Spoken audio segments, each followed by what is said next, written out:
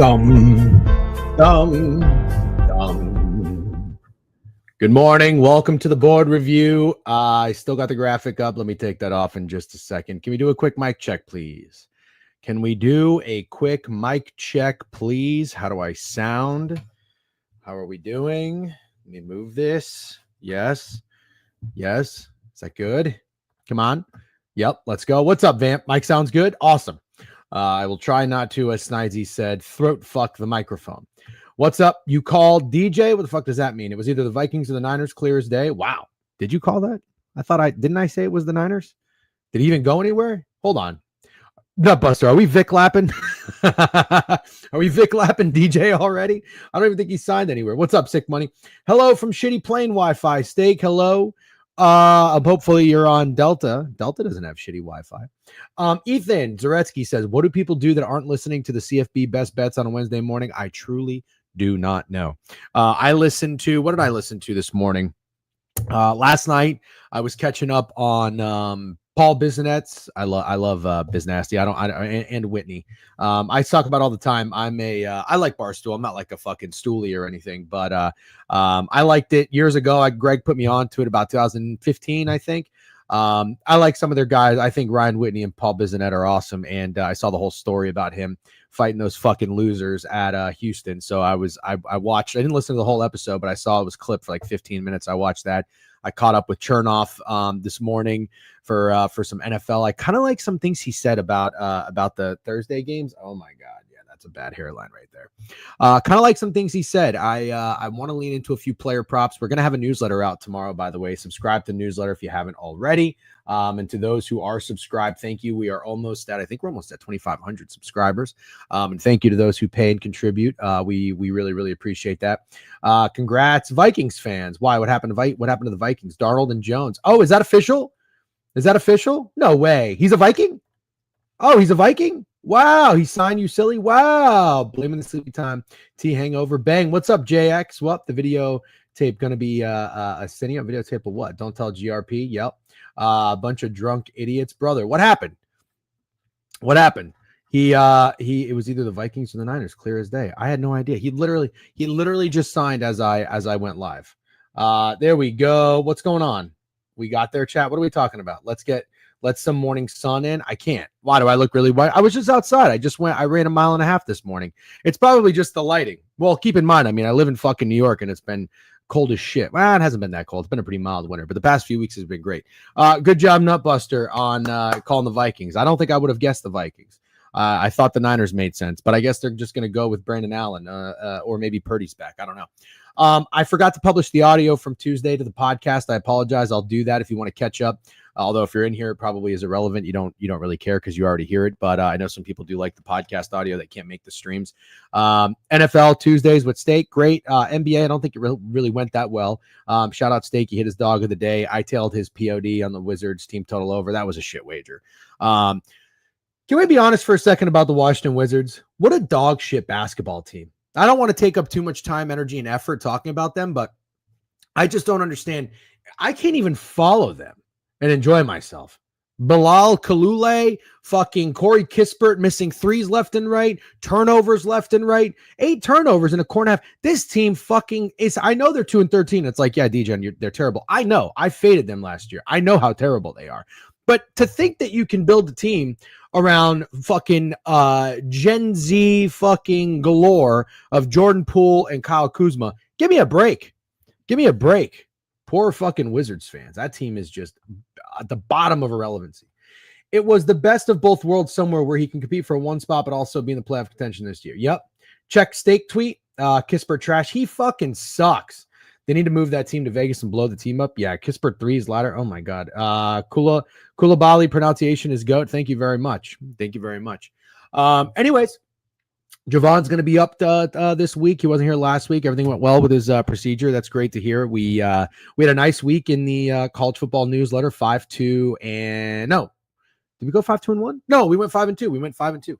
50, 28-1 on the college football newsletter. You got to love it. NFL, we finally had a winning week. You love that. I'm going to the Magic game tonight, boots on ground. I'm going on owner's box today after this stream. I will have a pretty busy afternoon, so I would appreciate if anybody can let me know what they like in the Magic Bulls game. If we have time to talk about it today, great. If we don't, we're going to focus on college football. It's the last regular season.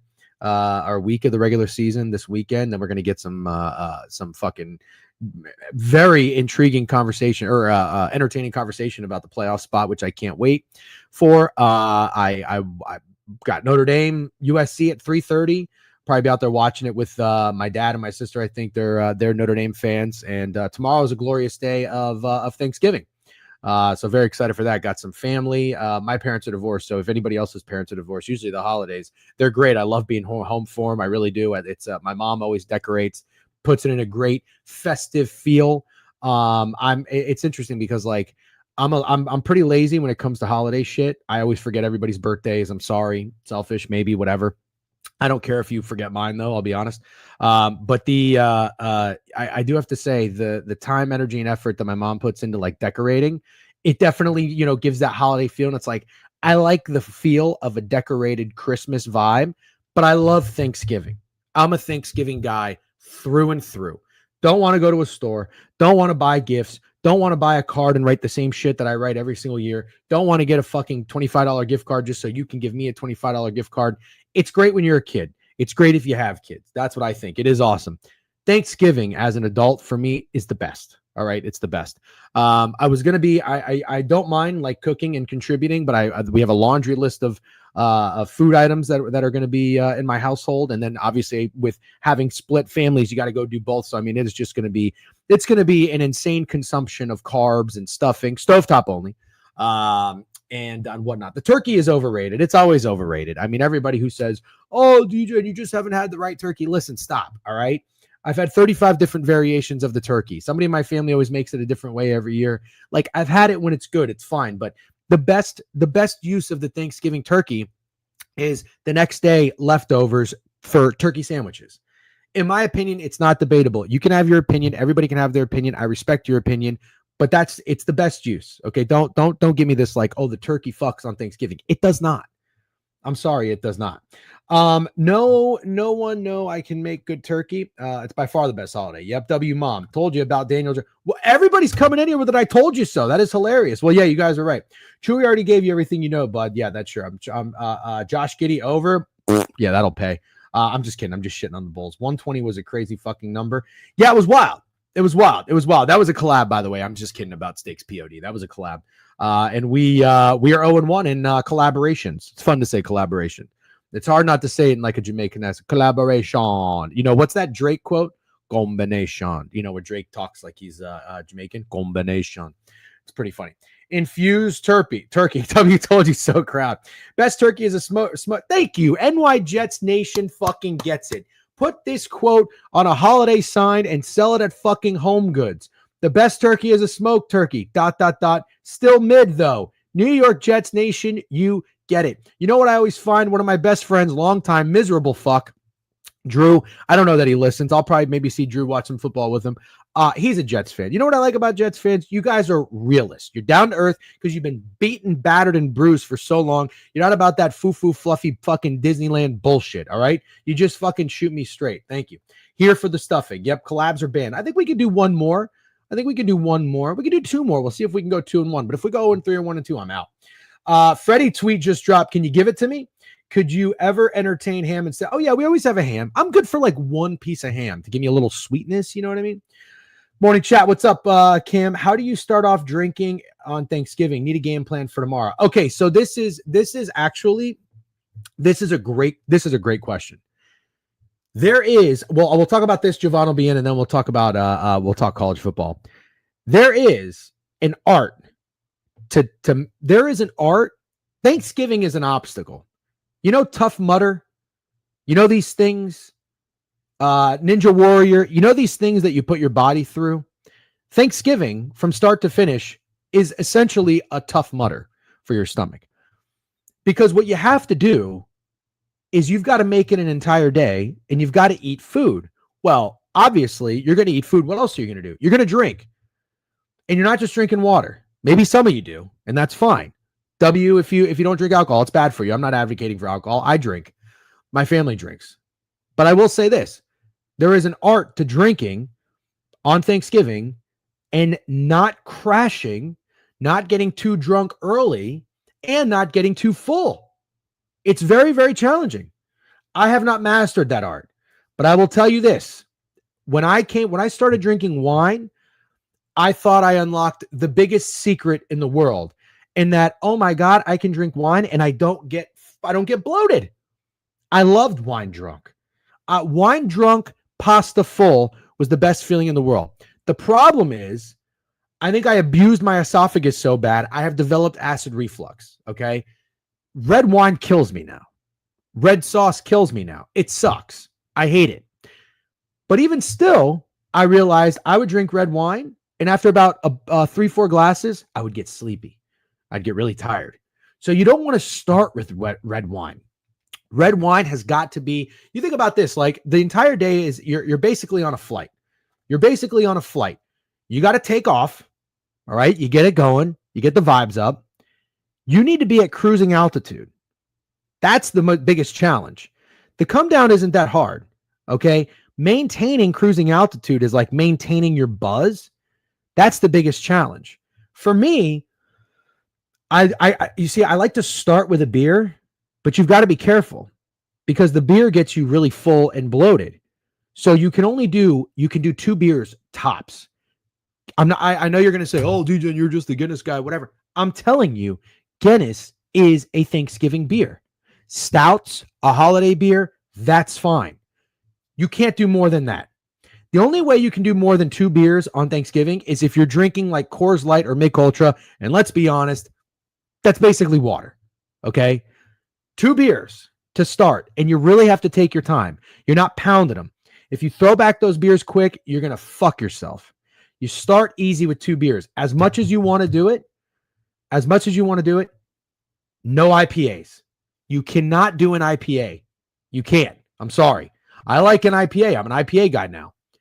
It's got to be, as much as I want to fucking throw in a High Life or something, you can't do it.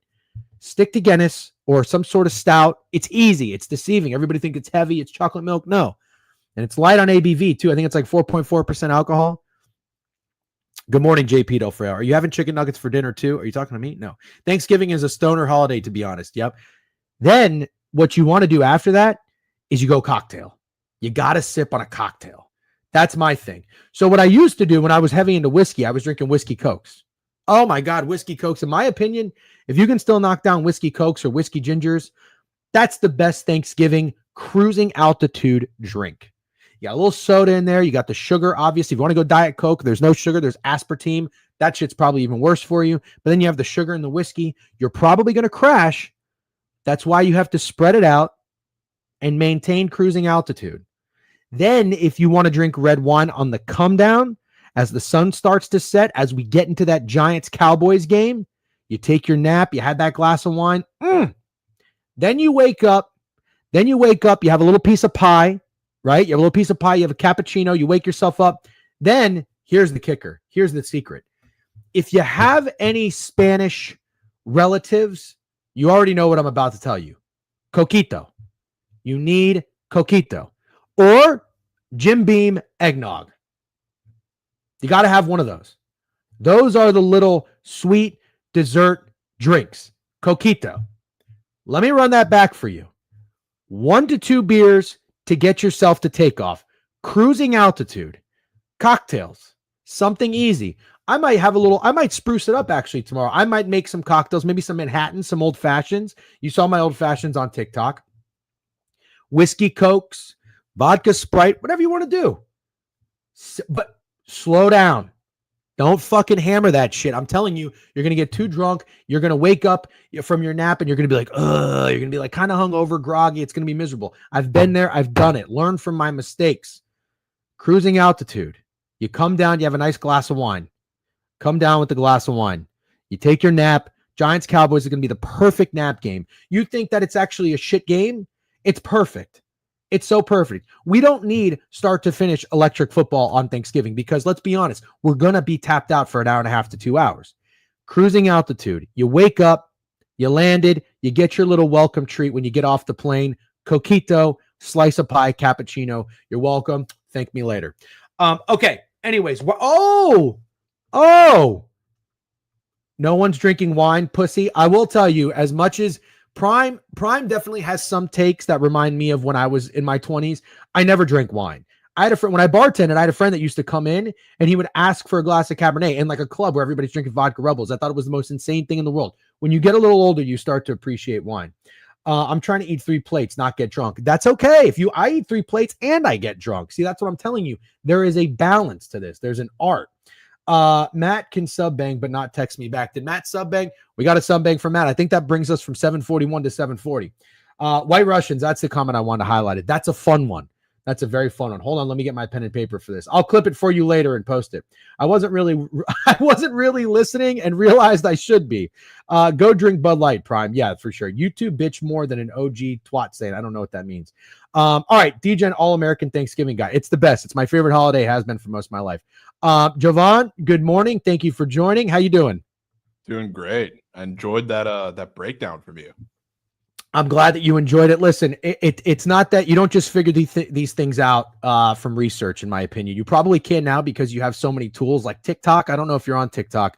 I have a TikTok guy. Greg is my TikTok guy. You find these like 30, 40-second videos, and they're like tutorials on how to do things. They're actually really, really good. You got YouTube shorts now and everything. It's probably from a lot of trial and error. So I've learned these things from trial and error, and I have fucked up many a times, and I have ruined myself, and I have lived with regret of, oh God, I'm so full, I'm too drunk, I'm too tired, blah, blah, blah. That's, in my opinion, the best way to do it. While I have you up here, favorite Thanksgiving dish, or you can do like top 2 or 3. I mean, I don't know. I'm a sucker for stuffing just in the middle of the day. That's my number 1 as well. Yeah. But it's got to be stovetop. I don't like anytime somebody makes homemade stuffing, it's too much. I like we have a homemade stuffing auntie in the family, so she gets it right. So I can't even, not the stovetop's bad, but she makes it a specific way. I have that, and then like a crazy cheesy potatoes that runs in the family. So cheesy potatoes sucks. Yeah, so I mean, I have like a 72-hour plan for Thanksgiving, I would say, including the drinks. You go Jack and Coke early. Yes. Early on Thanksgiving, late you get into the old fashioned because we got the machine up and moving, and then next morning Cuban espresso martinis. Oh, it's a favorite from the fam. A Cuban espresso martini? Yeah, because we got somebody who makes like Cuban coffee on the regular. So like whenever they come in town, they make just the coffee, but whenever it's morning after Thanksgiving, they get the martinis going. Mix the both. Wow. I have to appreciate the espresso martini. That's probably a really good Thanksgiving cocktail as well. I haven't, I can't tell you that I've made one of them. I don't even know if anybody in my family has, but if you have someone that can master that cocktail, that's absolutely a solid one. Pecan pie, derby pie. I don't know what derby pie is. Javon's auntie stuffing greater than DGen stepmom stuffing. Very funny. It's just stovetop, by the way. It's just stovetop. Green bean casserole, sweet potatoes, stovetop stuffing are my favorite. The sweet potatoes have to have the marshmallows broiled with the pecans or the almonds, some sort of nuts in them. That's my go-to. My girlfriend got nominated for dessert duty. Can't wait to bake all night tonight. Fuck my life. Yeah, that sounds brutal. Is there a difference between stuffing and dressing? What are we talking about? Of course there's difference between stuffing and dressing. I don't even know what that means. Okay. Let's get into it. Jovan, should we start with college football and then end with NHL, or do you have a preference? I don't have a preference. It's up to you.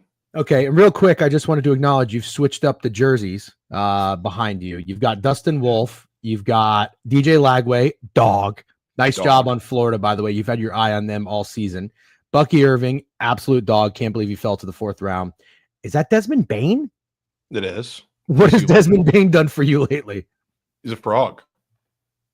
I did not know that. I mean, he has gotten me some coin. He respects my coin when I bet on him. Desmond Bain does not look like a basketball player, and I mean that in the best way possible. He's got like a weird build. He has massive arms, small lower body.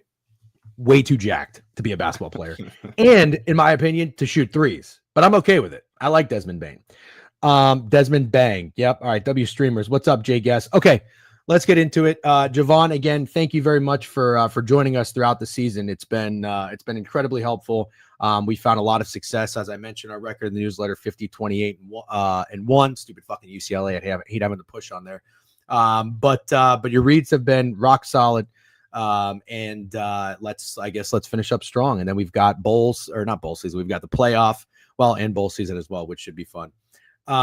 Thursday night, so it looks like there's no games today. Thursday night, we've got one game and one game only.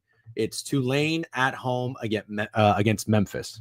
I fell in love with Navy at home getting points against Tulane. I think that I know. I feel like I definitely was the hype man for that and kind of take responsibility for influencing you and Steak to get in on that as well. I don't know if you ended up pressing the button. I took not only the 7, but the money line as well. That was a terrible bet. I didn't get to watch the game. Selfish Greg had a birthday party for his kid, and that was not on the one TV. I'm not making excuses, but I think Navy's quarterback got hurt, which did them no favors, but it didn't matter.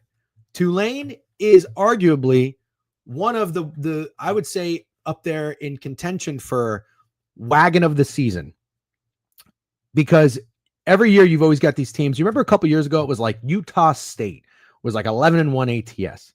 Yeah. There's always these teams that kind of come out of nowhere. Tulane is 9-2 ATS. And I mean, they are just fucking rolling. In doing so, their offense is just not slowing down every single week. 35, 52, 34, 45, 71, 45, 41. They're laying 14 at home against Memphis, total at 55.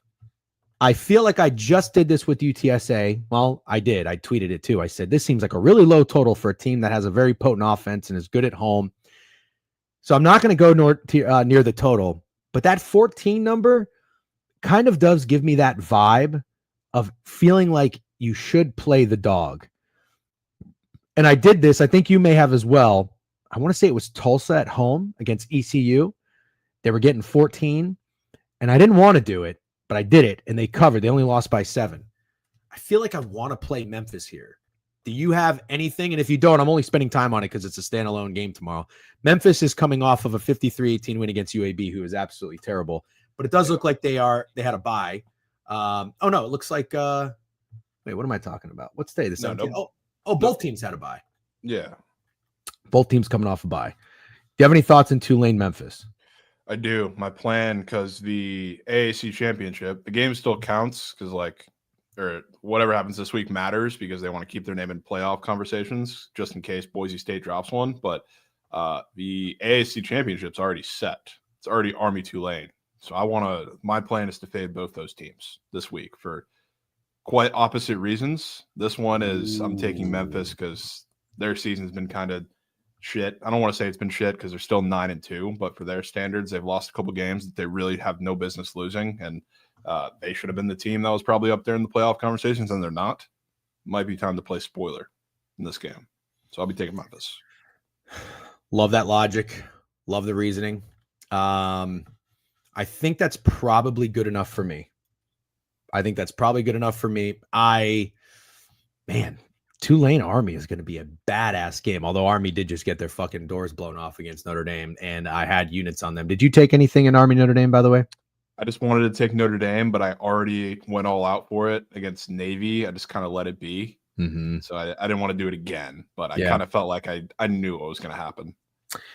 Yeah, I just didn't. I told myself, I was like, I don't think Notre Dame is going to blow out both military schools, and I respected the absolute fuck out of Army, but god damn, that was just not even fun. It feels like bullying. I'll tell you what. While we're kind of talking about the fallout of that game, I kind of want to attack. Like I was saying, I'm going to fade both those teams, both Tulane and Army, because they're already set in the AC championship. Mm-hmm. Navy lost 2 of 3 after the Notre Dame game, kind of fell apart. I think Army might do the same thing. I think they lose outright this week. So when we get there, can talk about that. But be fading them this week, and I'll probably be fading them against Tulane. All right, W spoiler alert there. Okay, Friday is loaded. There's a lot of fucking games on Friday. Wow, what a great slate. We have got, I'm sorry, guys. I don't know why. I just realized I don't have the board up for you. Here you go to look at. Jovan, I don't know that you necessarily rely on it. Boise State, 19.5 at home against Oregon State. Oregon State came through for us last week. It was just the gross, kind of had to do it. Came off that 28, whatever it was, 0 loss against Air Force, home dog. Don't know if they won outright, but Boise is, I mean, they've been a great story all year. They're 10-1. Obviously, they have Gene T in the Heisman mix. I don't know that he's the odds-on favorite to win, and I think Travis Hunter might be. Only loss for this team was by 3 points on the road at Oregon. They did have back-to-back road games where they played at San Jose State. That was a tough loss for San Jose State. Wasn't that game closer than it appeared at first? That was the bad beat, wasn't it? Yeah, that was like bad beat of the century. That's right. 14.5. Yeah. And then they threw a pick 6 with like a minute left. Yep. So back-to-back road games. Looks like Boise kind of took their foot off the gas here at Wyoming. 22.5-point favorites, 117-13. Do they get up for this game, which is senior night, playing a team like Oregon State, who is down in the fucking dumps? I'd like to think so. You know, Oregon State kind of gave it their all at home. They did win outright against Washington State after 1, 2, 3, 4, 5 straight losses. They came out, they put on a show for the home fans, beating Washington State. Personally, I don't think Oregon State's going to give much of a fuck. It's not like they'd be bowl eligible because they're, oh no, I'm sorry. They're 5-6. They're 5-6. Okay. I mean, I think that's probably something to play for, but I still lean Boise here. You got any thoughts? Still lean Boise. Definitely not going to take it. It's also, okay, what, a 10 a.m. local time game in Boise, which is odd. I don't know why. I don't know why we're scheduling that. So it's probably weird. I think that might come out a little slow and then eventually keep the foot on the gas and go for it. But I wouldn't be shocked if it gets weird. Okay. Total 57.5. You like anything there? No, honestly, feels kind of low. I was expecting more, maybe 60s. 55.5 bet up a little bit, according to Action Network. Yeah, I guess. Oh no, I'm sorry. 56.5 bet up 0.5 point. Yeah, it does feel kind of low, especially considering Oregon State just played in a game with 70-something points, and Boise can put on a show at home. Okay, we can move on from this game. Colorado and Oklahoma State.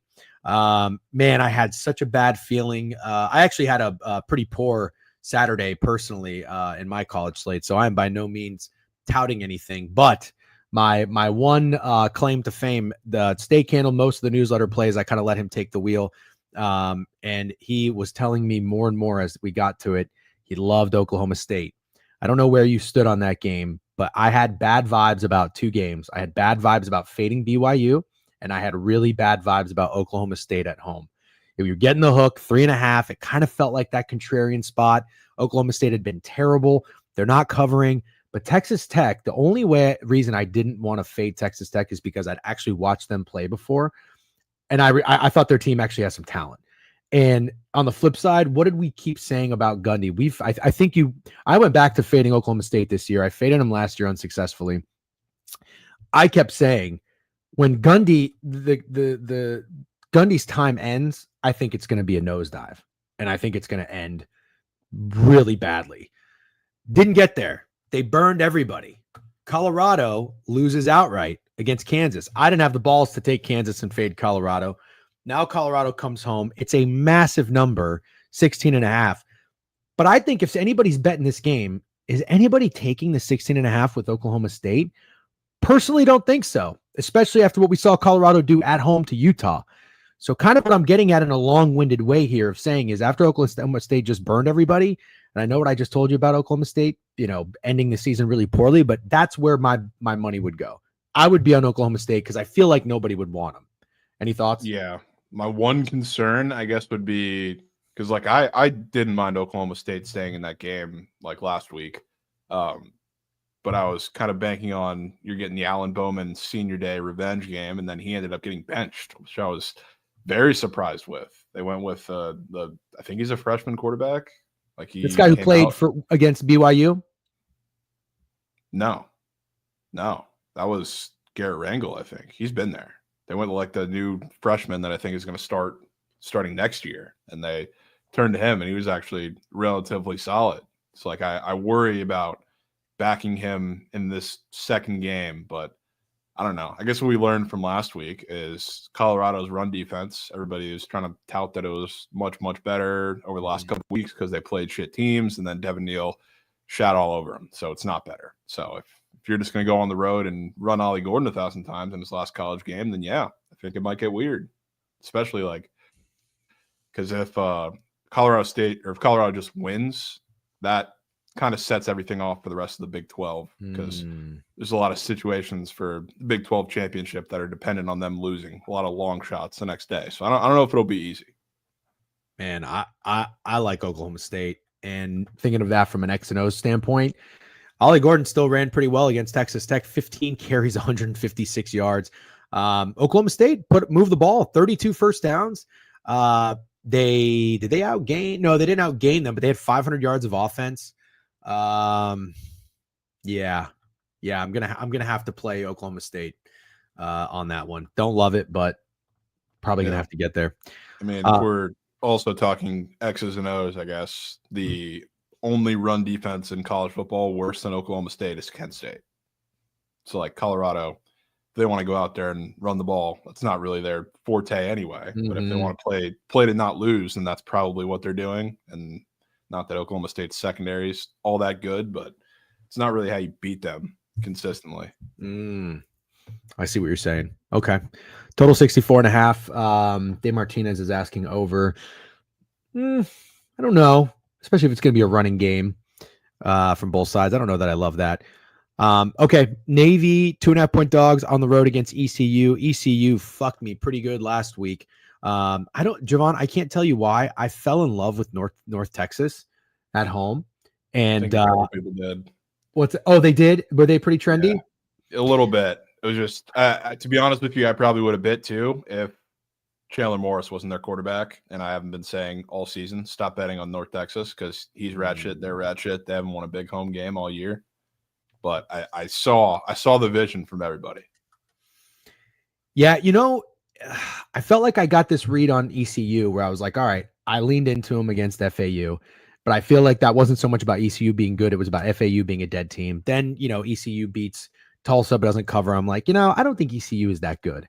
And North Texas kind of burned some people. I was on them against UTSA. They were up 21-0, and I was with Greg, and I was bitching to him. I was like, fucking steak kept North Texas out of the fucking newsletter. I love North Texas. A blink of an eye. ECU's up 31-21. 31 straight unanswered. Yep, I'm looking at it right now. 31 unanswered points. I couldn't believe it. So, nonetheless, I now respect ECU. Navy, 2.5-point dogs. Is that line a little short? I don't know. You're getting Navy off a bye. I want to continue betting the post Notre Dame game nosedive. I think they're done up until the Army game. Okay, but here's my one question. Okay, I'm with you, and I'm not going to bet this just because of the line, but I'm just analyzing the line. Okay. ECU at 2.5 against a Navy team that has lost and not covered in 3 of 4 and just got shut out 35-0. Don't you think that just looks like just a hair short? Maybe a little bit. I feel like to some degree, though, people always remember or will always remember the start that Navy had to the season prior to the Notre Dame game.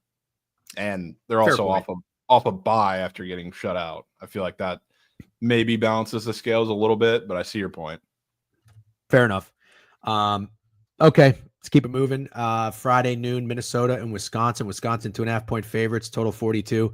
Yeah, I got Wisconsin fatigue. Maybe it's a little odd that they're favored here. Minnesota, Steak also put that in the newsletter. I can't tell you that I loved it because I just fear that James Franklin respects the spreads and he beats up on inferior teams. I watched that game, though. Minnesota pulled out all the stops. They were playing hard. I'm not a PJ Fleck guy, but I was pretty impressed. Like, they got up for that game. They were playing hard.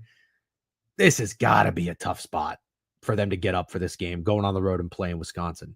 That's the only thing I can think of. I have nothing. There's nothing about Wisconsin that makes me want to bet them, but I'm just wondering if it's a good time to fade Minnesota. Do you have any thoughts on this game? I think it might be. I wouldn't mind with Wisconsin for bowl eligibility here after losing, 4 in a row, just getting Yeah. destroyed by Nebraska. That was like one of the only teams that's made Nebraska look somewhat good offensively damn near the entire season. So like at Camp Randall, I wouldn't hate it. Okay. Yep. Someone said Wisconsin trying to get bowl eligibility. Oh, Steak says it's Wisconsin. Got news for you. All right. Not a PJ Fleck guy. Why?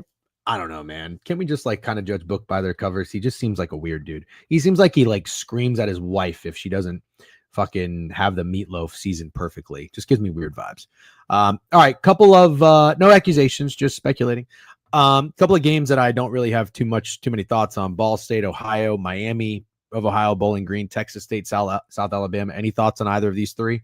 Yeah, I got nothing in those games. Utah State, Colorado State. I think I'm good on that. Liberty, Sam Houston. Anything here? Nope. All right. No need to waste time. All right. Afternoon slate on Friday, Mississippi State, Ole Miss.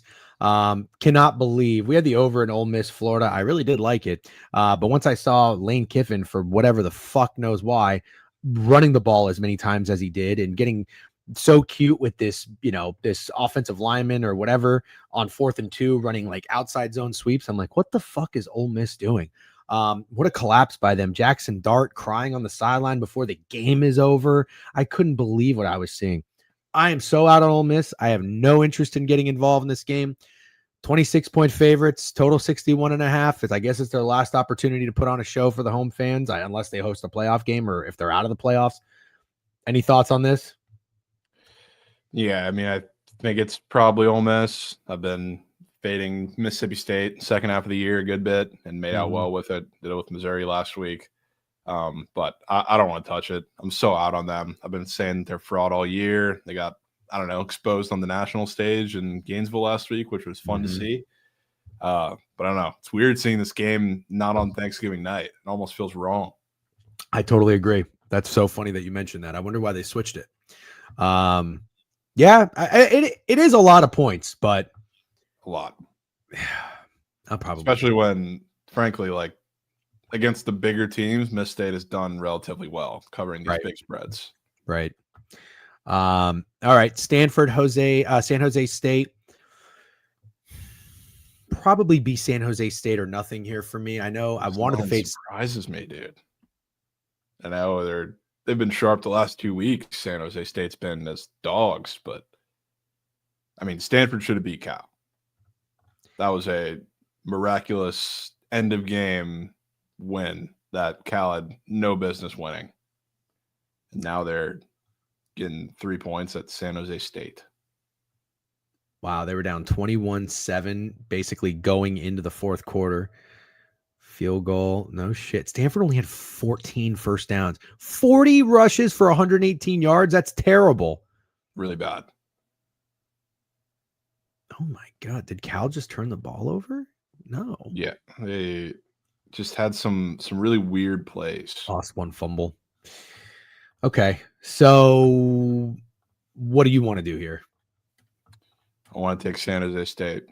I do too. Burn 2 people or burn 2 weeks in a row as dogs. I got involved with the last one, not the first one. Let's see if they can come through as a favorite. Yeah, I'm with you. I'm absolutely with you. Yeah, I almost took. I saw you guys were on San Jose State. I like San Jose State after they burned everybody or had the bad beat, of the year. 7.5-point dogs. I had a weird vibe of like, I've already faded UNLV on the road. I think when they're at Oregon State, I was like, you know what? I'm not going to do it again. Instead, what I'm going to do is take the over. And then mid-major Matt with his signature. Can I say something? He tells me this, far after I already put the bet in. And he said, it's been raining all day in San Jose and it like never rains. I don't know if I've ever seen it rain that hard in the state of California than it did for that game. Yeah. Not ideal for an over. Nebraska and Iowa. I think I'm good on this game. You got anything? 5.5 total 39.5. I feel like those 5.5, 6 lines in the Big Ten have been pretty good for the favorites. Maybe even like extend it to like 4 because I'm thinking about like Washington, UCLA. after Nebraska just put up like 40-something points against Wisconsin and looked good as an offense for the first time really all season. They're getting 5.5 on the road. It's a lot of respect. It seems like a lot. People may be buying into Dana calling plays and making the offense look good. Fuck. I did lean fucking Iowa after they lost back-to-back on the road as 6.5-point favorites. I was like, God, I think they're going to skull fuck Maryland. I don't know that they skull fuck them, but they beat them by 16. Senior night, Nebraska. You know, there's just something there, I think, for these teams that had their senior night in like the 11th game of the season. They got up, they wanted to win that game, and then they got to go on the road to end it, and like their season's kind of over. I mean, what is Nebraska playing for? Are they playing for a bowl? No, they already have one. They're 6-5. It's Iowa. They broke the streak last week. They were like 0 in a million with bowl eligibility on the line for a while. I got to take Iowa. I think I have to take Iowa. I don't care if it's square or chalk or whatever. That's what I said, fucking said, loser. I said that you said that. You said it was raining all day. You just told me like 10 minutes before kickoff. Georgia Tech, Georgia 19.5 against Tech. Georgia's been a fucking disaster all year. ATS 3-8. Georgia Tech is 5-1, total 53.5. Probably lean dogs here, personally. Georgia Tech's kind of been making some noise. Although I think they came back and won against NC State. Yeah, that was crazy. Yeah. Probably the dogs here. I could see Georgia Tech maybe being a pretty cute, trendy dog, given that Georgia's not really covering. But Carson Beck, is he coming back next year, or is he? I don't even know what his situation is. Is he a senior? Is he done? Is this his last home game? Pretty sure I don't know. He's been on draft boards all year, so I would assume he's headed out. But who knows at this point? I don't know. Right. I can't get out of my head. Maybe other people saw it too. Like UMass was running all over Georgia in that game last week, which was odd. Like they were going down first drive of the game. They punched them in the mouth, and you're like, I was talking with the Georgia fans. They're like, oh yeah, that's fine. They got one. They're not going to score. The rest of the game, they did it again. Then they did it again. Like they ran for 226 on the ground. UMass did. So yeah, I would only assume that a Georgia Tech team that doesn't really throw the ball that well is going to do the same shit. Okay. That's good enough for me to stay off. I'm not that eager to bet on Georgia. They can get fucked. I'm sick of Kirby Smart shit too. Honestly, I hope they go down in flames then. Hopefully Georgia Tech wins outright. I feel like the Grim Reaper's coming for all the SEC teams after they tried so hard to invalidate Indiana, then all their teams lost, and then all the teams that didn't have the chance to lose, like Georgia playing UMass and Tennessee playing UTEP. This their first game after that. Love that thought. Love it. Hope you're right too. Okay. We've got Utah, UCF. I ended up getting there with UCF on the road last week against West Virginia. I thought that was a lot of respect for UCF, who has been rat shit, on and off most of the year. But Utah, I'm so mad I didn't get there with West Virginia. I stayed off because, you know what, I told myself that late in the season, when you get these teams that are inexperienced and want to throw the ball when it matters a lot, and they're going up from the south to the north in the cold, auto fade. And that's what happened. It was like 20 degrees or something in West Virginia. You got a team from Orlando headed up there. That's a shit wager. Shit wager by me. Okay.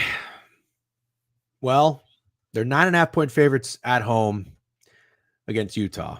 Seems like a lot, but then I'm wondering myself, does it? Because Utah was getting 13.5, 14.5 against Colorado, and UCF was favored when they played Colorado. So Utah's terrible. I bet on Utah against Colorado. I watched like the first half of that game. They're fucking terrible. I honestly thought they're looking like they're trying to lose on purpose. And they ended up coming showing a little bit of heart late in the game, but Wilson's brother is terrible. Their receivers suck. Their offense sucks. They're just a bad college football team. So I don't really want to get involved. UCF, Utah, UCF 9.5-point favorites, total 47.5. You got anything? Got nothing. Nothing. I took Utah last week. I'm good on that. Line seems a tad big. I think it's okay. UCF gets respect. They have all season. Louisiana, Monroe. rivalry game that everybody can't wait for. Noon on Saturday. Any thoughts? Want to take ULM? It'd be kind of the Cinderella story, and now they get a chance to knock off Big Brother, I guess. You'd be down for that. Okay. That could be kind of fun. So maybe that's the 9.5 dog that wins, and then UCF fucking rolls, although they're on different days. All right, UTSA and Army. I got to tell you, this fucking Owen McCown guy, Goated. He's a quarterback. This guy is a quarterback. I don't know. I tweeted this when I was watching North Texas UTSA. At that time, UTSA was 4-5. Yeah, they're 6-5 now. And I was like, how the fuck is UTSA 4-5? This guy is so good. And then they followed up with an ass whooping against Temple. Temple scored 27, which is pretty impressive for them. But this offense is rolling. 51, 48, 44, 45. Yeah, fuck it. I mean, you want to fade Army, which is fine with me. They're laying 7 at home, probably an obvious bounce back spot. Dude, I'm good with just closing my eyes and putting a wager on Owen McCown, as long as he's healthy, assuming. Yeah. Total 54.5. Any thoughts? Yeah, this is the one time I think I'll probably break this rule this week of the South teams going up north where it's kind of cold, just because it's more of an Army thing than a backing UTSA thing, even though I do love UTSA and McCown. Second half of the season, I don't know what switch they flipped or what happened, but they started playing lights out. And I think these teams, especially with Army being penciled in for the championship game next week, looking ahead a little bit. This is fair, but I will say this. Army's defense is not like juggernaut status.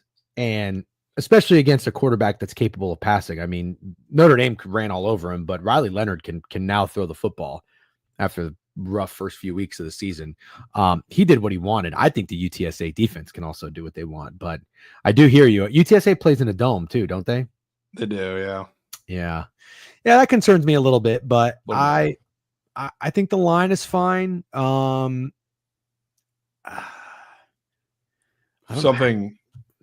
Something that I guess would be kind of funny. The last time they were on the road, you remember this game? Steak might, if he's in chat. Last time they were on the road was when they blew the 35-7 lead at half against Tulsa and lost outright. Oh, he remembers. He'll remember that game. Yes. Yeah. Jesus. So this is their first time on the road since then. Okay. I'm in. Give me UTSA. Put it on my card. All right. Big game. Ohio State, Michigan. Michigan is absolutely fucking terrible. I'm loving it, which is crazy because I also hate Ohio State too. 6-5 on the year. Just beat the absolute piss out of Northwestern before that. Losses to Washington, Illinois, Oregon, and Indiana. Jovan, I gave you your credit during Behind the Lines. I gave you credit also on the side. I think you did the right thing, at least defending Kurt Cignetti in Indiana on Behind the Lines last week. Although unfortunately it didn't go well for the Indiana backers. I do think Indiana did themselves no favors. Not saying they deserve to cover. They were the better team. I'm not saying that at all. But the botched punt sucked. Team was terrible. Oh yeah, I knew that game was over when, I don't know if you remember this, Ohio State converted like a 3rd and 35. They got like 25 yards on 3rd down, and they were in like this weird field position, and they just went for it on 4th and 10. And they fucking got it. That was a gut punch, absolute gut punch. So Iowa State laying 21. They may have found something.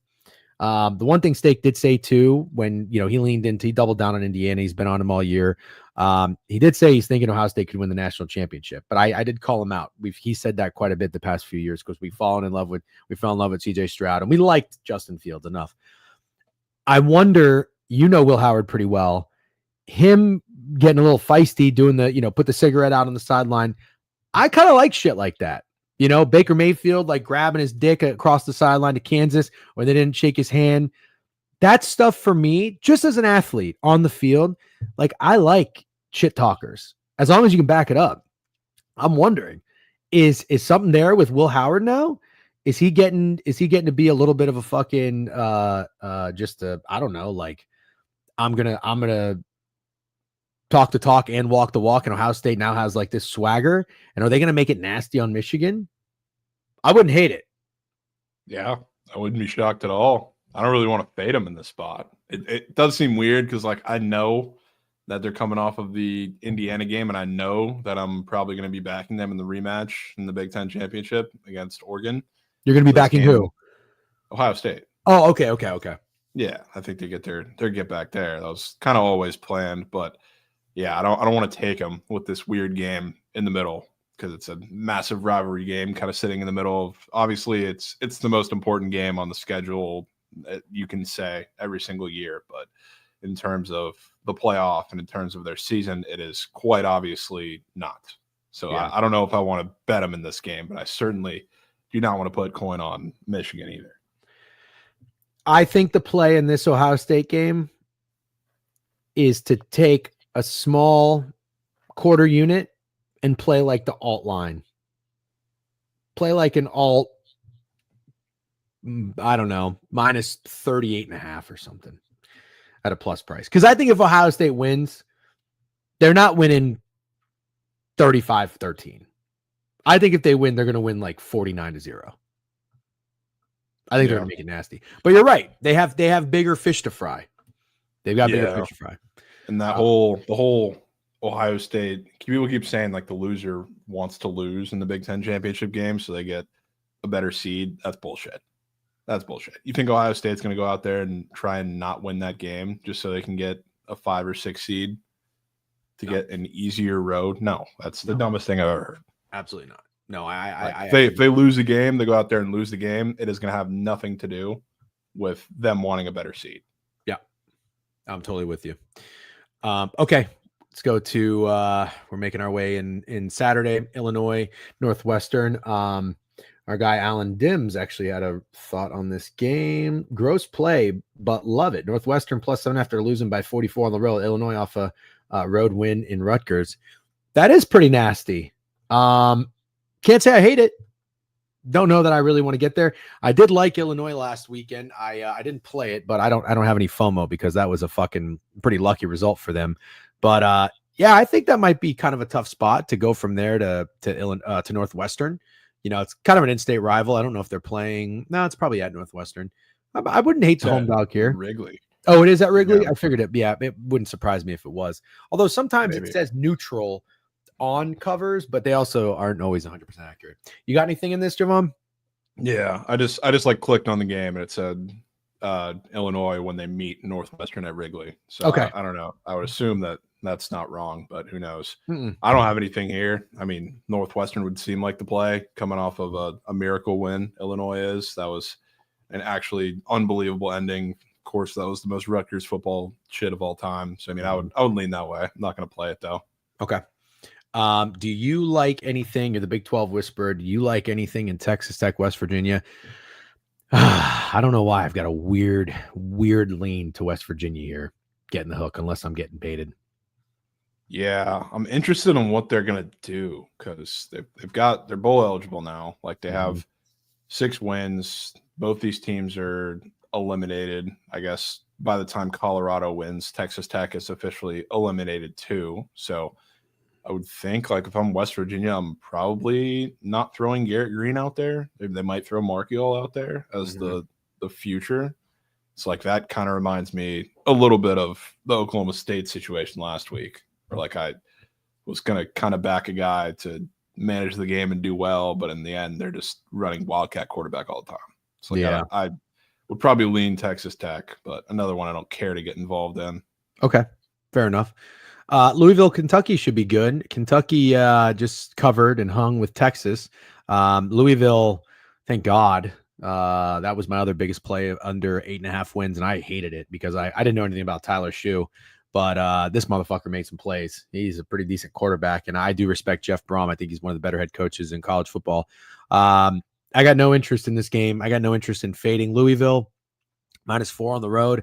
If anything, I'd probably lean them. Total 49. Kentucky's defense is pretty solid, I think. You like anything in this one? I mean, I know there's a little weird. Yeah, I was about to say that. Freshman quarterback in this game after, Kentucky is covered against a lot of the bigger teams, not named Florida, I guess, because Florida is the greatest team of all time recently. Now you're getting Louisville 4 on the road. thought that was interesting, especially considering if you want to play the whole last time they're on the road thing. Last time they're on the road was the Stanford collapse. That was such a fucking look ahead spot. Yeah. Damn it. I think I like Louisville. Kind of do too. Yeah. Fuck. Okay. I don't know that I want to give any of those units back, though. I don't want to fade a freshman quarterback. Maybe seems a little more obvious, but kind of in that place. I am going to fucking cry tears of pain if we don't get this over 9.5 wins on Clemson. Yep. I got to tell you, I am a little bit nervous. South Carolina been playing pretty well since their loss to Alabama, where they came back and showed some heart. They've won 5 straight, took care of A&M, short home dog there, beat Vandy outright, which is crazy. Nobody beats Vandy like that. I know they're favored by 6, but still. Handle Missouri. Well, that was a hard-fought game. Then you got Wolford, a little tune-up spot before Clemson. But Clemson also had a tune-up spot too. They had a gritty stretch. Louisville, not easy. Lost that game after a bye week. Then they went on the road, got down early against Virginia Tech, came back. I think they were down in Pittsburgh, had the 50-yard run. Klubnik did. This is going to be a great game. I'm just going to sit back and root for Clemson. Are you going to be playing anything in it? Total 49. Well, I'll say this. Very surprised because Clemson's a short home dog. I don't know the last time we've seen Clemson as a short home dog, and nobody wants to take them. Which is wait. Clemson's a short home favorite. Short home favorite. Sorry. Yeah. Money line price is what I was getting at, and nobody wants to take them, which I think is odd. We were talking about this game. We did like our college football show live yesterday. We were talking about on BTL too. Mm-hmm.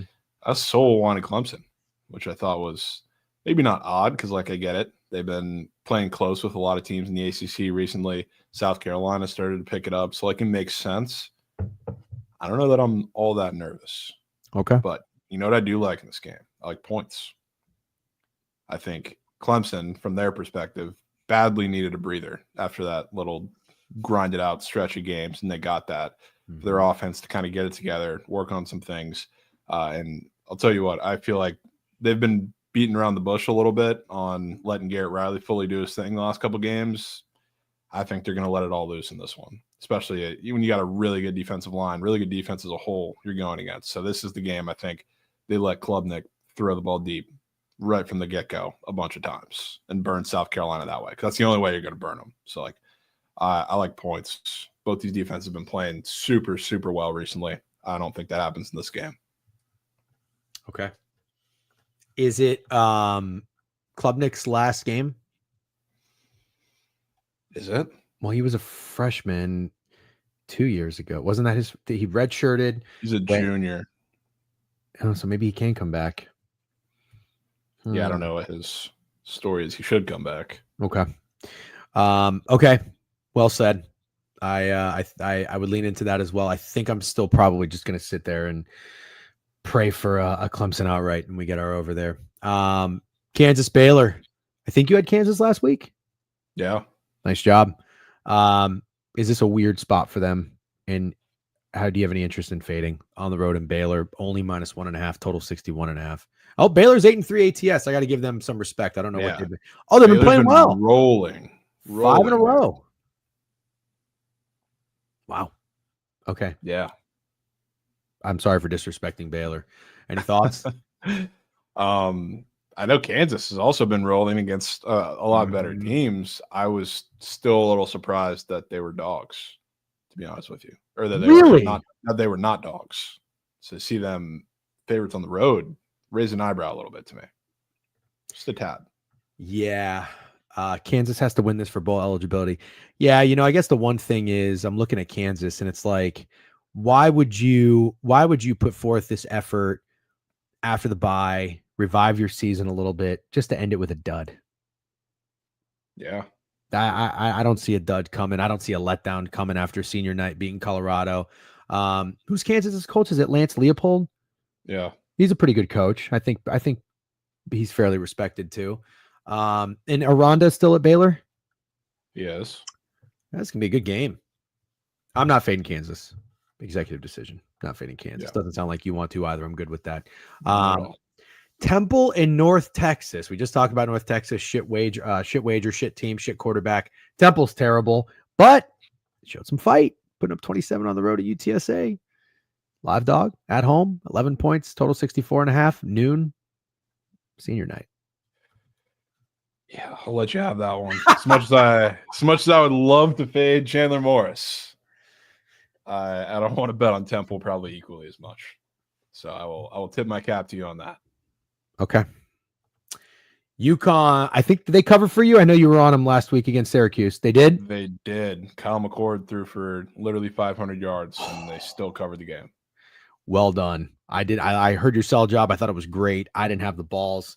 That sandwich spot of Syracuse, and now has Miami coming to town.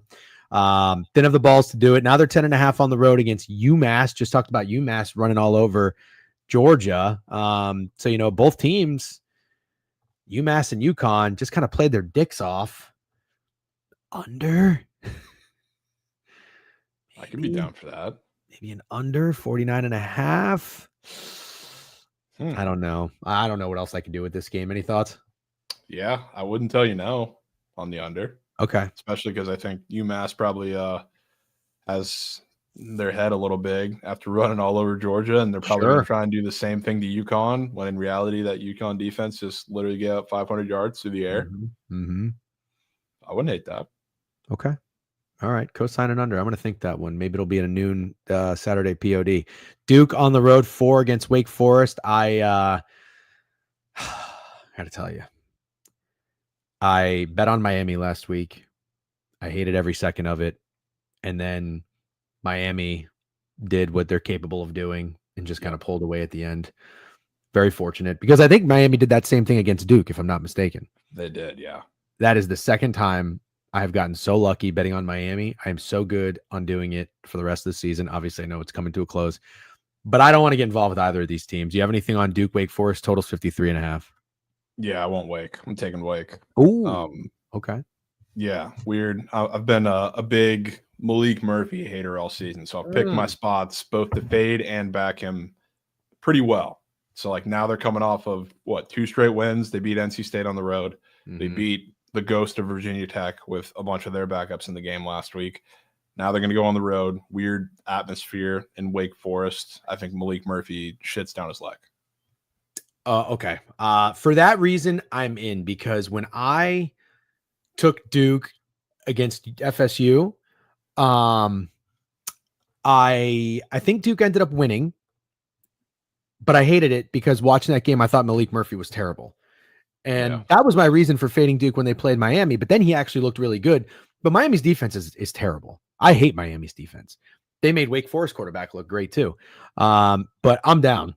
I'll take a fade. I'll take a fade spot on Malik Murphy. So good enough for me. I'm going to tell you on that. Tennessee Vandy, a pretty fun game. Vandy's getting 11 points at home. They've been a great story all year, but they did come crashing down a little bit. Managed to cover against LSU on the road, play their ass off. Now they got to come home and play Tennessee. Tennessee a little underwhelming, although they're 9-2. I shouldn't say that. I mean underwhelming. ATS 6-5. The losses at Georgia, where they did not cover, and at Arkansas, where they were 14-point favorites. This is a spot, in my opinion, to earn a lot of respect for Tennessee if they were to put on a show and make it nasty against Vanderbilt. You wouldn't think that coming into the season, but Vandy has earned a lot of people's respect. I would imagine they're going to be a trendy home dog too. You think Tennessee makes it nasty here? Total feel 48.5. I don't think so. I think they might lose. Wow. Grim Reaper for the SEC teams that are kind of hanging around there. Again, they played UTEP last week, so they didn't have that opportunity. But I think this game is going to get weird. As obvious as it might be, I mean, if it's a snow game too, that would be even weirder. Even weirder. Eligibility doesn't feel like it means as much as it used to. Half the players don't even play in it. That's a fair point, Clam Mucker. Yeah, that's context. A fair point. Vanderbilt wins, says Logan Carlson. Wow. Okay. Damn. They just, other than Georgia, they've been at home for a while. Tennessee has. Like, other than that Georgia game, their last road game is October 5th against Arkansas, where they lost. Like, it's It's been a long stretch. 1, 2, 3, 1, 2, 3, 4, 5 out of the last 6 weeks they've been at home. Well, I'm always down with fading teams that are comfy at home and having to go on the road. So I'm in. I'll probably take Vandy. Maybe I'll even take him first half too. I'm good on. I'm good with you there. Eastern Michigan, Western Michigan. I got nothing. Do you have anything?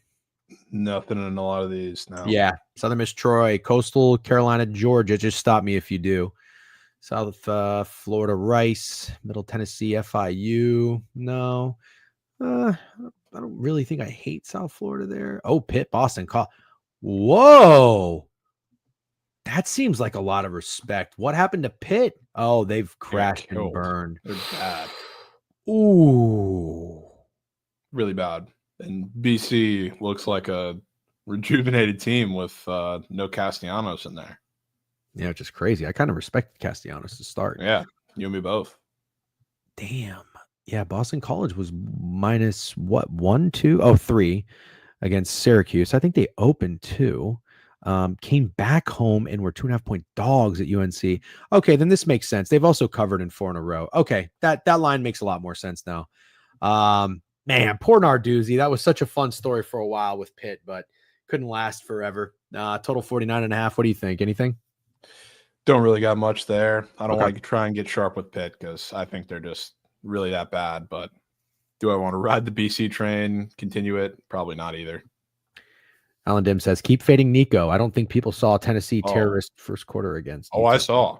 This was like one of the few times I took Tennessee all year. I took them to beat the shit out of UTEP, and I was genuinely concerned that they were really, really struggling in the first quarter against UTEP. I think it was scoreless after the first quarter. Wow. I don't remember that at all. Okay. Good take. Fair enough. Keep it moving here. Old Dominion. They've been a fun team. I think people like to bet on. Arkansas State. I don't have anything. Feel free if you do. Cal and SMU. You know, I think I'd probably lean SMU here. Is that weird? I wouldn't say it's weird, but there are the two spots I scheduled or circled on the schedule for Cal that I knew I was going to bet: Miami and SMU. So I will be sticking to that. Okay. Well, I'm not going to go against you then. I don't like it enough. Man. Yeah, SMU gets a lot of respect. Yeah, they do. And it's also, I would have loved if last time they were at home, at least they didn't not cover that number against BC, but they did just go and beat the absolute piss out of Virginia with another somewhat similar line. But right. I don't know. I like taking Cal as big dogs because really the only time they've been a big dog, like there's been 2 times this season, they went on the road as like 14-point dogs and beat Auburn, and then the Miami game that they probably should have won outright. It's like they play super tense and close games because every game is decided by one fucking score unless they're playing at UC Davis or San Diego State.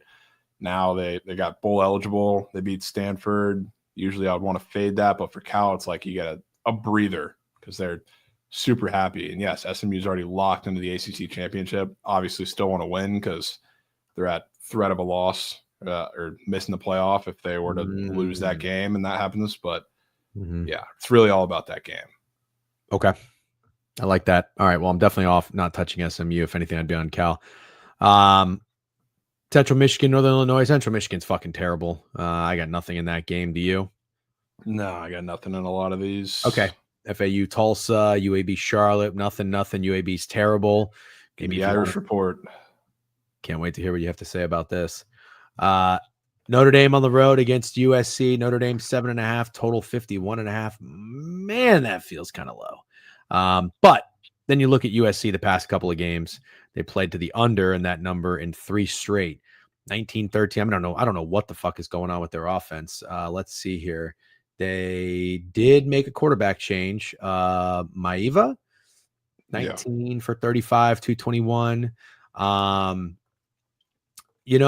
This is interesting because something about this makes me feel like USC getting 7.5 in a hook at home is an insane amount of disrespect, but I have to keep telling myself it's not the USC who we thought they potentially could be. I know they had a 7.5 win total, which we didn't expect them to be great, but 8-4, Lincoln Riley, people like Miller Moss.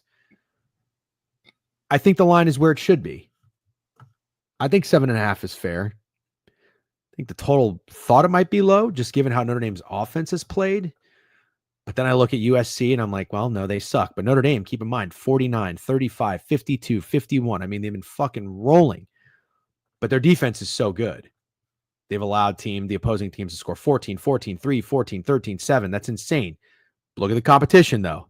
Army, Virginia, Florida State, Navy, Georgia Tech, Stanford.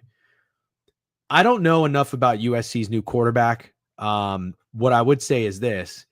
Does that give them any sort of spark that they've won 2 in a row, beating Nebraska, beating UCLA, fucking Southern California rival on the road? UCLA has been pretty scrappy too for a 4.5 win total team. I think you're going to get a really good effort from USC. If I had to play it, I would play the 7.5 with the Trojans getting the hook. But god damn, does Notre Dame look good? They look so fucking good. I mean, I got to give Marcus Freeman so much credit. And I know it's a soft schedule, but my God, I mean, they're locked in, they're dialed, they're disciplined.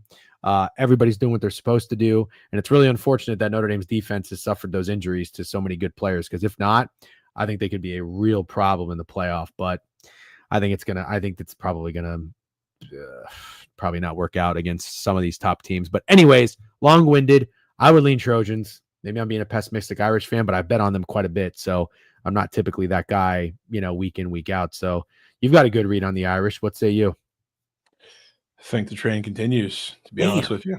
I think the 7.5, it's especially the 7.5 with the team that everybody wants to lose in Notre Dame because they think they're the sore thumb fraudulent team, which I think is pretty interesting. So I can see Lincoln Riley getting his get back a little bit for what happened in South Bend last year with the greatest offense of all time and fell flat on its face. Notre Dame defense absolutely dominated that game. So I could see him having a little better of a performance from a play calling perspective, but Maeva sucks. Maeva's the scapegoat. He's no better than Miller Moss.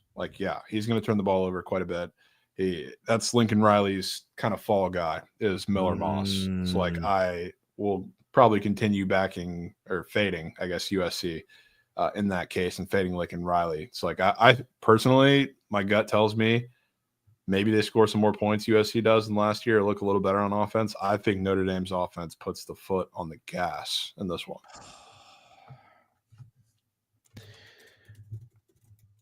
Okay. Total 51.5. Over under or just Notre Dame spread? I wouldn't mind the over, but yeah, they did. They did do that.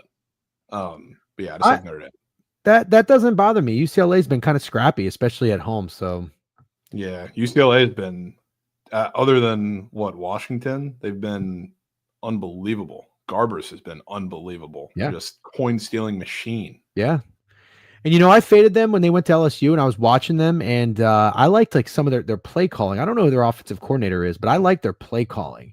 And they were really simplifying it for them because I'm like, they're going to go on the road in Death Valley and get their shit kicked in. And they were calling great, fucking little 4-yard kind of motion, little confusion design plays that are so easy for the quarterback. Toss to the fucking running back 4 yards out, tight end here, whatever. And they were just dinking and dunking their way down the field. And it's been kind of what they're doing throughout the entire season.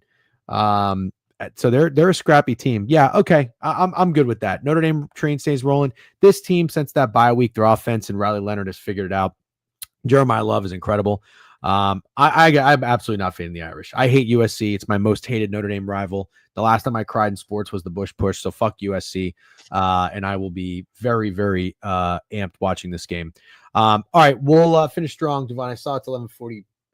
So, and there's some good games to talk about. Fresno, UCLA. We'll kind of speed through some of these. Do you have anything? Don't got much there now. Okay. Rutgers, Michigan State. I'd probably slightly into Michigan State there. And North Carolina State, North Carolina. Anything? No, I got nothing in those games. Okay. Arizona State, Arizona. I have no interest in getting involved. Maryland and Penn State. I also don't think I have any interest in getting involved. Right there with you. Okay. Wouldn't be shocked if Arizona gets weird. I just don't want to find out. Yeah, I think I just decided I like this. Again, we had Arizona State last week. I was terrified to play it. I even tried to talk Stake out of it. I was like, God, this feels like when everybody wants to fade BYU and Arizona State's been so good. I just hate everyone's off BYU now. This Dillingham coach has these guys. Was he 34, 35 years old? He's got these guys playing hard. I don't want to try to get cute and fade him. Arkansas, Missouri, Auburn, Alabama. Great slate of college football. Yeah, really good slate. I wouldn't mind Missouri finishing out the season pretty strong. That took them last week. That was like their first breather game against Mississippi State because they've been either playing a tough team or Drew Pine's been the quarterback for quite a few weeks in a row. So they finally got like their let it all out game. They're getting a little cocky at the end too. Now you get a Missouri or an Arkansas team coming in that is pretty banged up and just, I think, very overrated in general. Just hung with Texas too. I would not mind Mizzou. Okay. By the way, Kenny Dillingham, Oregon offensive coordinator legend. Awesome. Also, I did not know Eric Bieniemy, offensive coordinator at UCLA. Kudos to Bieniemy. I like their offense. All right, Miami, Syracuse. You called that sandwich spot for Syracuse last week. What do you think about them here? 11-point dogs at home against Miami. Total 67. Probably going to be a very chalky over, but I wouldn't be shocked if he got there. It's a lot of points, man. A lot of points. It almost feels too easy. Sense to like, I know Miami with these big spreads, they've backdoored a handful of them, and this is a big spot before the ACC championship win, and they're in that game. Syracuse getting 11 points at home after McCord just threw for 500. I know it was UConn, but that feels oddly easy looking. So I agree. I'm all in to fade Miami when opportunity presents itself. Not sure that it's the case this week. Okay. All right. Fair enough. I'm going to scroll past a few of these games and get down to 6:00. Your school, TCU against Cincinnati. Jovan, regardless of what happens if Cincinnati, it's been a fun ride. Over 5.5 win total. I think this team was like 5-3 at one point. They've lost 4 in a row. No, so they must have been better than that. What are they? They're 5-6. Oh, they're 5-2. Yeah. Oh, that fucking game against Pitt is going to haunt me forever. Regardless of what happens, it's been a fun ride with Cincinnati. Can you please tell me that they're going to go over that win total and beat TCU? They will. And I've had this one circled. This is my Cal Miami game for Cincinnati. And obviously it's a little more focused on them winning the game because it's a much smaller spread. But TCU just got up they had Oklahoma State at home, then a bye week, then Arizona at home. Arizona is a big fucking deal, not just because it was senior day, but there's a big Arizona constituent, and this was the first time they played too for TCU in the community. So like that was probably the game they look forward to most all season, right? And they got up. They blew out in both those games. I thought they would let one of those games get weird. They didn't.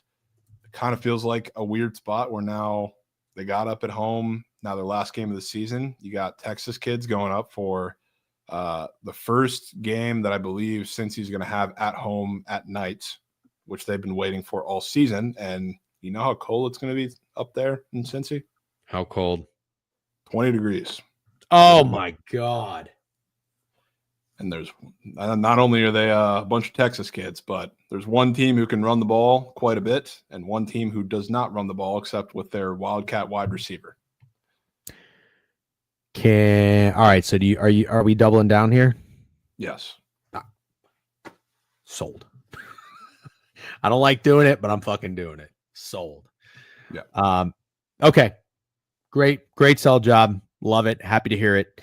Let's keep moving for the sake of tempo and pace. Purdue, Indiana. We're going to skip Washington State, Wyoming. Purdue, Indiana, 29. Big spread. Any bounce back there for Indiana, or just going to stay away? Yeah, I'm staying away for sure. Okay. Florida State. You've been great read on Florida all season. Awesome game against Ole Miss. Any reason to get down with the Gators here to make a nasty FSU, or would you stay away?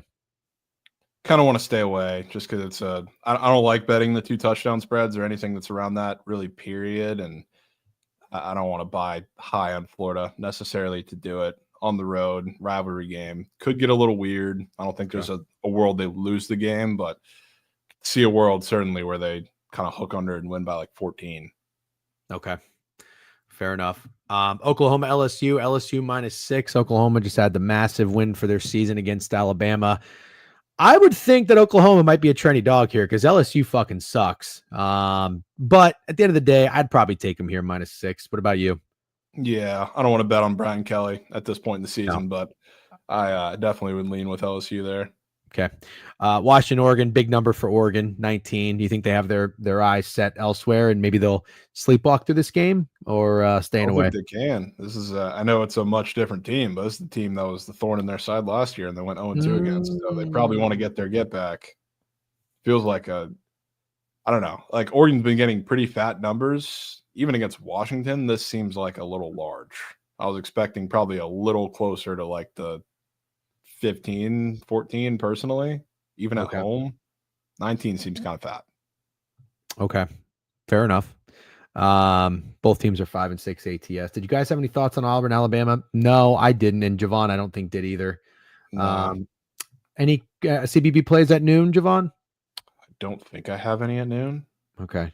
Tune into Behind the Lines for Jovan and Krabs to no BTL today. No BTL. Oh, okay. Well, never mind. Don't tune into Behind the Lines. TCU playing in Cincinnati. Yep. Seen Cincy by 1 million.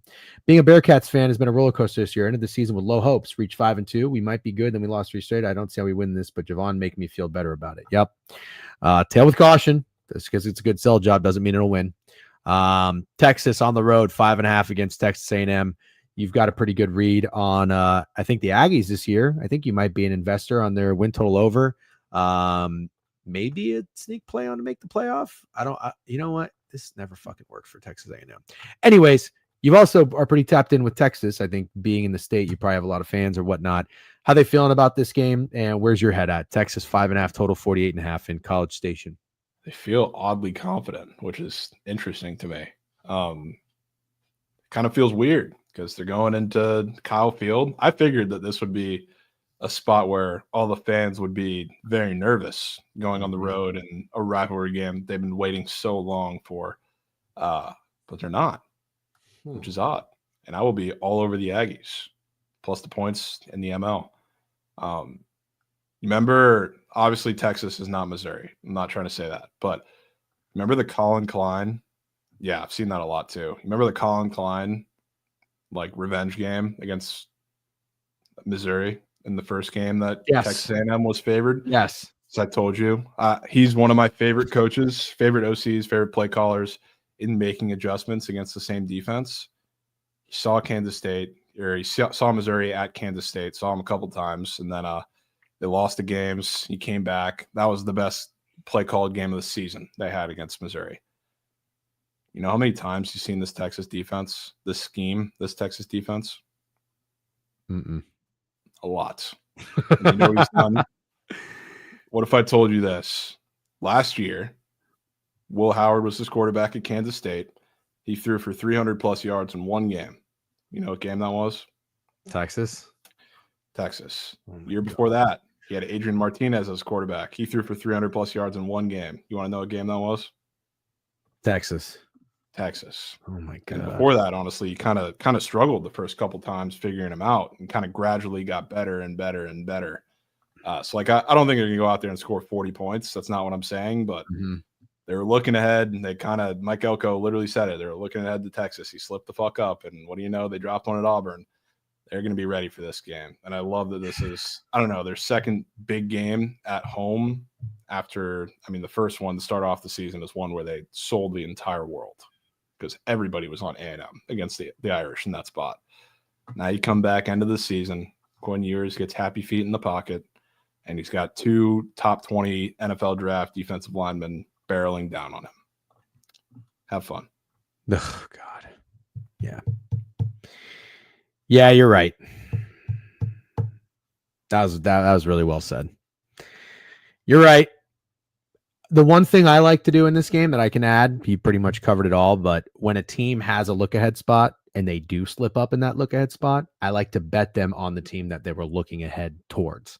Yeah. So I would be a fool. Also, I faded Texas for the second straight year under 10.5 wins. So I very much hope you're right. But again, I'm probably going to double down here, and I'm going to take the points. Is yours playing? Yes. Yes. Okay. Never a question.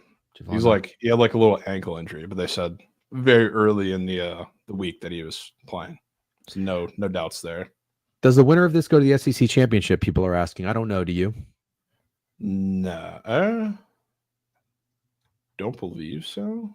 Not 100% sure. I think I don't know. I don't know how the situations work. Maybe it is. Okay. Kansas State, Iowa State. Thank you for the Iowa State read there. I leaned into it. Loved all the returning starters. Liked Rocco Becht. Fun team. Good team. Not the biggest Matt Campbell fan, but they got their over win total. Now they're favorites against Kansas State. Also, great read on that. You have been shitting on Avery Johnson. His true colors have shown, and Kansas State is kind of collapsing. So, any thoughts on leaning into it here, or are you staying away?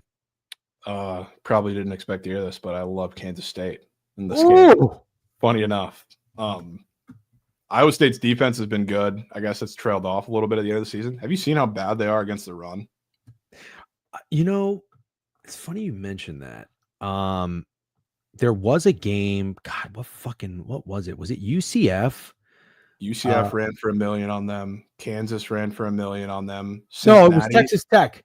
Yeah, I watched Texas Tech. I watched that game. I remember Iowa State was a big favorite, and you said on the stream you had a bad feeling about it. And I was like, oh, don't tell me that, because obviously over 7.5 wins, every one of them counts, especially when they're big favorites. And I was watching that game. Texas Tech went down and scored first drive, and this running back, 25 carries, 122 yards. And I'm thinking to myself, I didn't even know Texas Tech had a good running game. So that is my only experience with their poor run defense. Well, they do. I'll give you that. Taj Brooks, probably one of the better running backs in the Big 12. And that was oddly, like, out of the Big 12, probably the best they've been against the run. Because that experience, imagine that times two. That's what they've been against every other team. They've been really bad. Even like against quarterbacks, Sorsby ran for 141 yards. He hasn't ran for more than like 55 all year. 140 yards. So like Avery Johnson and Giddens are going to go insane in this game. I will be sprinkling all of their lines and alt lines to death, and I think they win the game. Wow. Okay. Great read. Love that. A couple of games and we'll finish strong. I am going on owner's box here, and it's noon, but we can't sacrifice the college football reads because this is quite important. Virginia Tech. Virginia Tech is 7.5 point favorites. I have zero interest in getting involved when these two teams play. This is the fucking snooze, most boring rivalry in my opinion. You got anything? No, two dead teams. I'm done. Okay. Nevada UNLV, I got nothing. Marshall 9-1-1 ATS against James Madison. Live dog or no read? I don't know that I love Marshall there. It seems like the sharper it is to fade JMU, the more they cover. Same as like the opposite with ODU. Whenever ODU sharp, they lose by 1 million. Okay. BYU 13 in a what you would think is a big obvious bounce back spot and get up for senior day. 13 total 41-6, incredibly low. The Houston team pretty well. You had a great read on their team total at TCU. Any thoughts on this game? This does feel like a game where their defense kind of shits the bed against BYU. So I could see points in this game, especially because BYU has been you're playing for a win at this point, obviously, because they still have situations where they can get in, but by that time in the day, it might be dead. It's like, I think they're just going to throw everything, shit at the wall. Houston's going to score too. So I kind of like points. Okay. And then last game that's worth a shit. Well, there's New Mexico and Hawaii. I don't know that we have anything there. Air Force and San Diego State. San Diego State 3.5 point dogs at home. Anything in these two final games? Kind of like San Diego State, but nothing super strong. Okay. Well, Jovan, thank you very much. Kansas State and Texas A&M, strong reads and sell jobs by you.